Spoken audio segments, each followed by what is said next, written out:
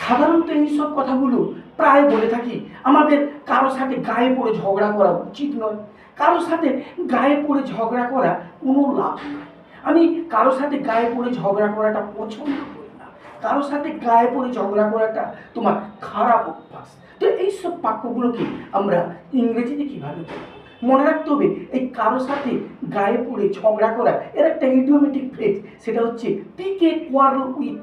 যদি বলি আমাদের কারোর সাথে গায়ে পড়ে ঝগড়া করা উচিত নয়, we should not pick a quarrel with anybody. কারোর সাথে গায়ে পড়ে ঝগড়া করে কোনো লাভ নেই। There is no use in picking a quarrel with anybody. আমি কারোর সাথে গায়ে পড়ে ঝগড়া করা পছন্দ করি না। I don't like to pick a quarrel. কারোর সাথে গায়ে পড়ে ঝগড়া করাটা তোমার খারাপ অভ্যাস। It's your bad habit to pick a quarrel with anybody. আশা রাখি তোমরা বুঝতে